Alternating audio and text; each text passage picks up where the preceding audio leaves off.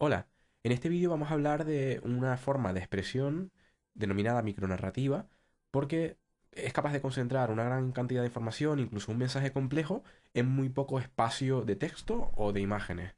Para ello vamos a utilizar una herramienta que se llama Canva. Para acceder a Canva simplemente tenemos que registrarnos con algunas de nuestras cuentas o con nuestro correo. Por ejemplo, yo voy a acceder a través de mi cuenta de Google, ya que estoy ahora mismo dado de alta o logueado en una cuenta de Google. Le doy permiso para acceder y estoy conectando mi cuenta de correo de Google, o mi cuenta de Gmail, con esta herramienta. Una vez entramos, vemos que tenemos un entorno de trabajo y vemos una serie de opciones predefinidas para crear diseños. Podemos crear diseños para redes sociales que tienen 800 píxeles por 800 píxeles de tamaño. En este caso sería una presentación cuadrada. Podemos hacer directamente una presentación panorámica en 1024 píxeles por 768. Podemos hacer un póster, podemos hacer un post para Facebook. ¿Qué es lo bueno que tiene esta herramienta? Que sabe exactamente cuáles son las dimensiones de estas publicaciones y nos permite que creemos contenido de forma muy ágil, simplemente pensando o dedicándole la mayor parte del tiempo a pensar en qué es lo que queremos comunicar y de qué manera, a través de qué texto y qué imágenes, y nos facilita mucho la tarea de maquetación, porque digamos que las medidas ya están dadas, ¿no? Entonces, la verdad que es una gran ventaja. Si queremos hacer un post o un meme, ¿no? Una publicación de tipo micronarrativa, como les digo, para Facebook, pues simplemente tenemos que darle a esta opción, ¿no? Sin embargo, si le damos aquí a más, a este botón, vemos que se nos despliegan un montón de otras opciones, ¿no? Para Twitter, para Pinterest, una imagen para Tumblr, que es otra red social, un post para Instagram, cada uno con sus medidas específicas. Una cabecera para LinkedIn, podemos hacer una portada de revista, podemos hacer una 4. La verdad que es una gran cosa, porque nos permite una gran versatilidad. Por ejemplo, aquí podemos hacer un tríptico, ya con su tamaño preestablecido. Podemos hacer un menú de restaurante, ¿no? Pero también, por ejemplo, podemos hacer una miniatura para YouTube. Es decir, cuando subimos un vídeo a YouTube, podemos cambiar la miniatura que se ve y poner una con un mayor reclamo que la que viene por defecto de nuestro vídeo. Entonces podríamos construir una imagen a partir de aquí. Todos los formatos, todos los recursos que vienen aquí son perfectamente editables. Podemos modificar tanto el texto como la imagen. Vamos a hacer una prueba para que vean. Imagínense que queremos difundir el curso de TuGIF y queremos hacer una publicación en Facebook. Entonces vamos aquí a redes sociales, aquí post para Facebook, por ejemplo, y le damos a esta opción. Se nos abre un nuevo entorno de trabajo en el que vamos a poder elegir uno de los diseños preestablecidos que nos vienen aquí a mano izquierda. Elegimos uno que nos guste. Por ejemplo, me gusta este. Por la tipografía, el texto, todo es editable. Si yo le doy doble clic aquí y puedo cambiar,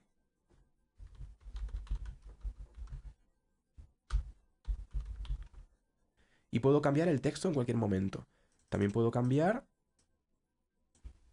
el texto de la parte central.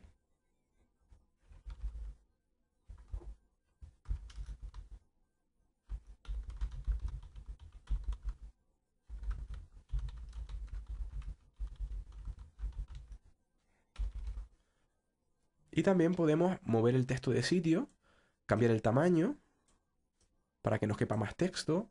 Por supuesto, cambiar la página web. Y también podemos cambiar el fondo, por supuesto. Es decir, nosotros tenemos opciones de subir una foto de nuestro escritorio, subir nuestras propias imágenes, simplemente dándole aquí al botón de subir tus propias imágenes y las atraemos del escritorio, como por ejemplo el logo de tu GIF, que ya ven que lo acabo de colocar en la pantalla. Y también puedo directamente cambiar el fondo, es decir, sustituir el fondo por un fondo preestablecido, cambiar los colores, o directamente subir una foto y ponerla en el fondo, ¿no? Colocarla detrás o realmente podemos hacer lo que queramos, ¿no? Aquí en organizar podemos colocarla detrás del fondo, que podemos hacer realmente lo que queramos, como si fuese un Photoshop, pero mucho más sencillo de utilizar y muy ágil. ¿Qué es lo bueno que tiene este programa también? Que nos permite meter elementos. Elementos como cuadrículas, fotos, también se pueden introducir gráficas. que luego pueden ser editadas en todos sus ejes. Se pueden meter iconos de diferentes tipos. Simplemente es arrastrar, adaptar al tamaño y puedes construir un relato de tipo micronarrativa, visual, comunicación visual, sintética, a través de iconos. También se pueden subir ilustraciones. En fin, hay un amplio catálogo de posibilidades que les sugiero que exploren. También se puede subir nuevo texto, es decir, un título o un subtítulo que es editable, es decir, podemos añadir más de un texto. Este no se ve porque está en negro y deberíamos cambiar el color, simplemente lo seleccionamos, le damos aquí a la paleta de colores y lo ponemos en un color claro para que se lea, ¿vale? Y también podemos subir textos, pero ya con un diseño, ¿no? Por ejemplo, vamos a borrar algunos de los elementos que tenemos en pantalla para hacer más clara la demostración del texto. Podemos traer este texto y lo editamos.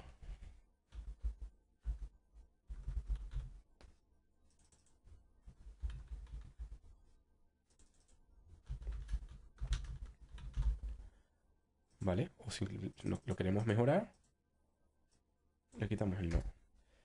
Cualquiera de estas posibilidades se pueden hacer, con lo cual les invito a que lo prueben sobre todo. Y para terminar, simplemente le dan archivo, guardar y le dan a descargar. Y lo descargan como PNG, que es un formato de archivo estándar, o como JPG, y también lo pueden simplemente compartir a través de la red. Es decir, se generaría un enlace